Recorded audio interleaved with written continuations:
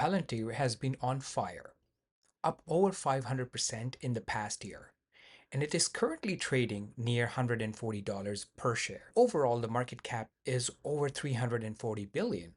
But here's the wild part. Palantir is currently trading at over 105 times sales.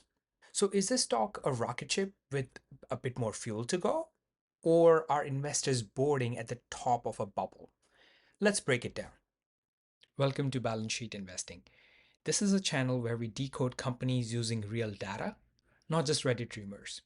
If you're into fundamentals, financials, free cash flows, and if you're really into data-driven investing, do hit that subscribe button. Before we begin, as always, this video is for educational and informational purposes only. I'm not a financial advisor, and this is not investment advice. Now, I want to make one thing very clear here. Palantir is not a bad company. In fact, Palantir has seen tremendous growth lately. Palantir began in early 2000s as a data analytics company aiming to help the US government, especially the Department of Defense.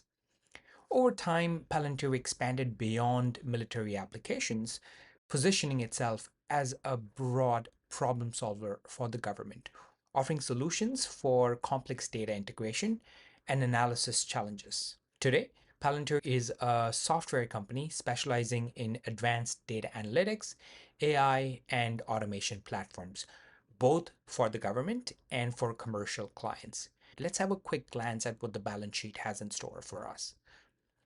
If you look at Palantir's balance sheet, then as you can see here, the cash and short-term investments have risen from a little over $2 billion in FY 2020 to over $5.4 billion in the trailing 12 months. Also, their total assets have risen from $2.6 billion to almost $6.7 billion.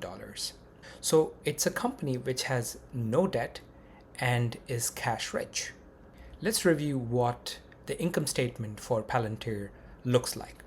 So in FY20, the total revenues for the company were a little north of $1 billion. Let's say almost $1.1 billion. In the trailing 12 months, the revenue has been $3.1 billion.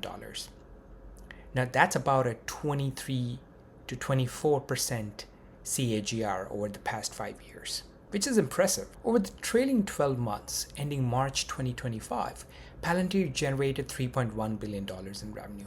With a market cap of about $340 billion, that gives us a price to sales ratio of over 105. Now compare that with defense giants like Boeing or Northrop Grumman, typically trade around 1 to 3 times sales. Even hot software names like Snowflake, with similar revenue and slightly lower growth, trade at 19 times sales. And Snowflake is considered expensive. But here's the kicker. Palantir is currently trading at 258 times free cash flow. Now, in order to justify that kind of valuation, what does the free cash flow need to grow at? Let's take a look. This is my discounted cash flow calculator. As you can see, I have added the free cash flow for the trailing 12 months for Palantir here. The terminal growth rate that I have mentioned is 2.5%. I've given it 8% discount rate. Now, the current share price of Palantir is $137.99, almost $138. Let's see, in order to get to this current share price, how much growth is it factoring in? If we add 20%, as you can see, the estimated intrinsic value comes out to be about $40. How about 30%? Even then, the estimated intrinsic value is $82. So if you feel that Palantir can grow for the next 10 years at 30% CAGR, even in that case, the intrinsic value of the stock is at $82. Let's say 35%.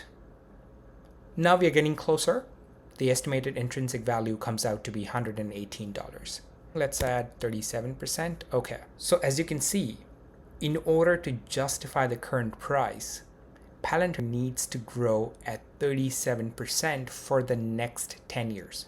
Do you think it can continue to grow at 37% year over year for the next 10 years? Is it possible? Sure, but is it likely? And that's where my doubts begin. And look, I don't make my investment decisions based on hopium. I did own Palantir and I did sell it.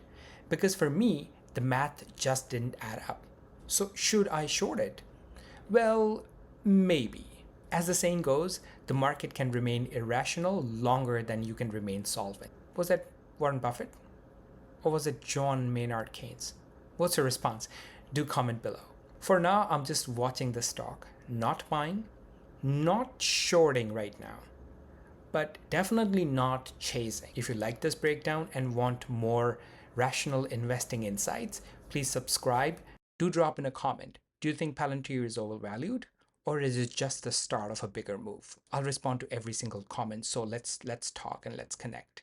Also, if you disagree with me and you feel like Palantir would go way higher, maybe it will become $1 trillion company, then do mention that as well. Thank you for watching and stay data driven.